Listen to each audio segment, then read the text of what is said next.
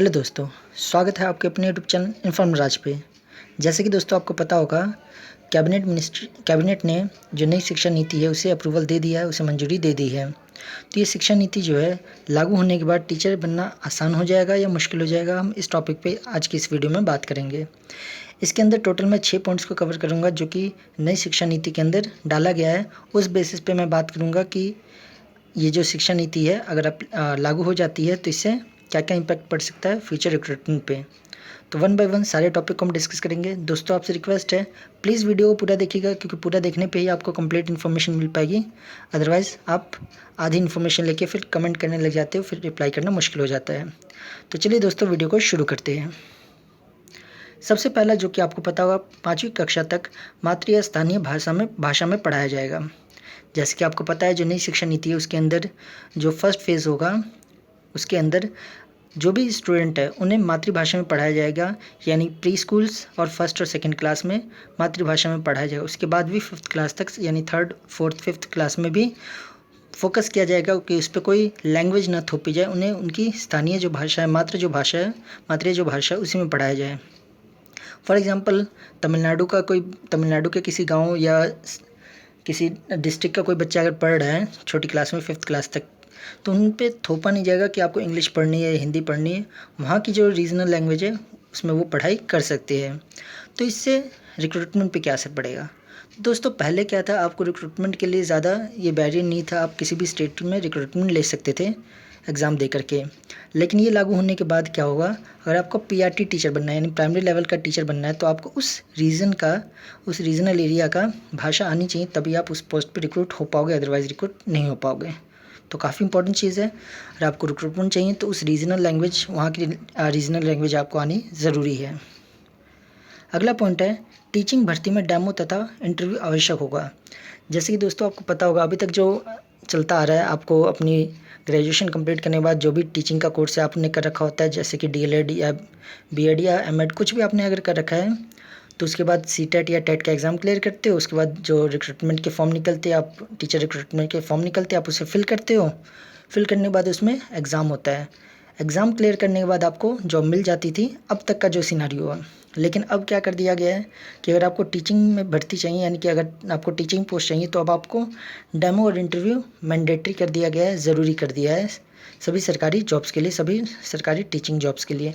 दोस्तों इससे घबराने वाली बात नहीं, क्योंकि ये कोई नई बात नहीं है। अगर आप ध्यान दोगे केवीएस या एनवीएस की रिक्रूटमेंट पे, तो उसमें तो पहले से ही है। उसमें क्या होता है, पहले आप एग्ज़ाम क्लियर करते हो, उसके बाद आपका इंटरव्यू और डेमो लिया जाता है। कई बार होता है केवीएस या एनवीएस में कि डेमो ना भी लिया जाए, लेकिन वो डिपेंड करता है आपके इंटरव्यू के ऊपर। अगर आपका इंटरव्यू कुछ ज़्यादा अच्छा जाता है तो डेमो की ज़रूरत नहीं महसूस होती, तो डेमो नहीं लेते थे। लेकिन मोस्टली में देखा गया था, अभी तक जो रिक्रूटमेंट चल रही है केवीएस एनवीएस की, उसमें क्या होता था, इंटरव्यू होता था, देन आपका डेमो भी लिया जाता था। तो ये कोई नई बात नहीं है। हाँ, कुछ जो स्टेट्स लेवल के जो जॉब्स होते हैं उनमें डेमो या इंटरव्यू का प्रोसीजर नहीं था, लेकिन अब वहाँ पे भी ये प्रोसीजर एप्लीकेबल हो चुका है। तो इससे डरने की ज़रूरत नहीं है। अगर आप कैपेबल हो, आपका इंटरेस्ट है पढ़ाने में, आपको पढ़ाना अच्छा लगता है और आप में कैलिबर है, तो आप आराम से इंटरव्यू फेस कर सकते हो, डेमो भी दे सकते हो। अब हम बात कर लेते हैं अगले पॉइंट की। नए नियुक्त टीचर 3 वर्ष प्रोविजनल पीरियड पर रहेंगे। जैसे कि आपको पता होगा दोस्तों कि अगर आप कोई भी ज्वाइनिंग करते हो, गवर्नमेंट जॉब या कोई भी जॉब लेते हो, तो आपका कुछ टाइम प्रोविजनल रखा जाता है, यानी कि आपको टेस्ट किया जाता है कि आप सही परफॉर्म कर रहे हो या नहीं कर रहे हो। तो इस बार जो ये नई शिक्षा नीति है उसके अंदर बताया गया है, जो आपका प्रोबेशनरी पीरियड जो है वो 3 वर्ष का होगा, यानी 3 वर्ष बाद आपको परमानेंट कर दिया जाएगा। खैर ये जो चीज़ है इससे घबराने वाली चीज़ नहीं है। ये मत सोचिए कि 3 साल से पहले क्या हमें निकाल देंगे, नहीं, ऐसा कुछ भी नहीं होने वाला। बस ये जज करने के लिए रखा जाता है कि जो टीचर है या जो कैंडिडेट है जो फॉर्म भर रहा है या जो टीचर की पोस्ट ले रहा है, वो इस 3 साल में अच्छा परफॉर्म कर रहा है या नहीं कर रहा है, कोई गलत मीडियम से तो वो सिस्टम में एंटर तो नहीं हो गया। ये सब जज करने के लिए होता है और इसका कोई इफेक्ट नहीं पड़ता। तो इससे घबराने वाली बात नहीं है, नॉर्मल सी चीज़ हुई है। अगला पॉइंट है, बेहतर परफॉर्मेंस करने वाले टीचरों को अतिरिक्त सैलरी दी जाएगी। ये बहुत अच्छा पॉइंट है। और आप अपने प्रोविजनरी पीरियड में या उसके बाद अच्छा परफॉर्म करते हो अपनी टीचिंग फील्ड में, तो आपको बाकियों से अधिक सैलरी दी जाएगी। सीनियरिटी के अलावा भी आपको ज़्यादा सैलरी मिलेगी। फॉर एग्जाम्पल मान लीजिए आपसे 2 साल पहले कोई रिक्रूट होकर आया हुआ है और आप आज रिक्रूट हो रहे हो, तो भी अगर आप अच्छा परफॉर्मेंस देते हो तो आप उस 2 साल पहले रिक्रूट हुए पर्सन से भी ज़्यादा सैलरी उठा सकते हो। तो ये बहुत अच्छी पॉइंट ऐड की गई है नई शिक्षा नीति के ज़रिए। इससे क्या होगा, टीचर मोटिवेट होगा ज़्यादा से ज़्यादा मेहनत करने में, ज़्यादा से ज़्यादा अच्छा पढ़ाने के लिए।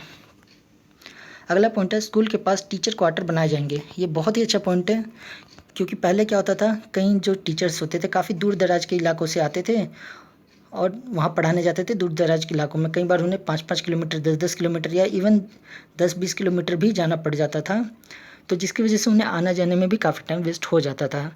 लेकिन अब गवर्नमेंट ने क्या डिसाइड किया है कि हर स्कूल के पास में टीचर क्वार्टर बनाए जाएंगे, या उसके कुछ रेडियस में, 5-10 किलोमीटर के रेडियस में टीचर क्वार्टर बनाए जाएंगे, जहाँ पे टीचर अपनी फैमिली के साथ रह सकते हैं। तो ये काफ़ी अच्छा पॉइंट है सभी टीचरों के लिए, चाहे वो मेल हो या फीमेल हो, सबके लिए बहुत ही अच्छा पॉइंट है ये। लास्ट पॉइंट है जो कि काफ़ी इंपॉर्टेंट पॉइंट है, प्राइवेट स्कूल के टीचर को भी टेट पास करना अनिवार्य है। यानी कि अगर आप प्राइवेट स्कूल में किसी में पढ़ा रहे हो, तो अभी तक क्या था कि आपको गवर्नमेंट जॉब चाहिए, गवर्नमेंट स्कूल में पढ़ाना है, तो आपके पास टीचिंग का कोई कोर्स होना चाहिए, आपने सीटेट या टेट क्लियर कर रखा होना चाहिए, फिर जो प्रोसीजर गवर्नमेंट रिक्रूटमेंट का वो पूरा फुलफिल करके आप गवर्नमेंट टीचर बन पाते हो। लेकिन अगर आपको प्राइवेट स्कूल में जाना है तो सिंपल से आपके पास कोई डिप्लोमा या डिग्री होनी चाहिए टीचिंग की फील्ड में, चाहे वो DLED हो, BLED हो या BEd हो, या जो भी टीचिंग के फील्ड के कोर्सेज है वो आपके पास होना चाहिए। और उसके बाद आप जाके किसी भी प्राइवेट स्कूल में एज अ टीचर अपॉइंट हो सकते थे। लेकिन अब नई शिक्षा नीति के अकॉर्डिंग अगर आपके पास टेट अगर आपने क्लियर नहीं कर रखा है तो आप इसके लिए एलिजिबल नहीं होगे, आपको प्राइवेट स्कूल से निकाल दिया जाएगा। तो जो भी कैंडिडेट, जो भी टीचर प्राइवेट स्कूल में पढ़ा रहे हैं, तो उन्हें टेट का एग्ज़ाम ज़रूर देना चाहिए, चाहे वो सीटेट हो या उस पर्टिकुलर स्टेट का टेट हो। तो क्लियर कीजिए ताकि आपको फ्यूचर में कोई भी प्रॉब्लम ना हो। और ये भी गाइडलाइंस दी गई है कि अगर कोई भी स्कूल इस गाइडलाइंस को फॉलो नहीं करता, यानी विदाउट टेट किए हुए टीचर को रखता है, तो उसके ऊपर भी कार्रवाई की जा सकती है, उनका लाइसेंस भी कैंसिल किया जा सकता है। तो बहुत बड़ा पॉइंट है। तो दोस्तों ध्यान रखिए, अगर आप किसी प्राइवेट स्कूल में पढ़ा रहे हो और आपने अभी तक टेट क्लियर नहीं कर रखा, तो आप ज़रूर से पहले पास कीजिए ताकि आपको फ्यूचर में कोई प्रॉब्लम का सामना ना करना पड़े।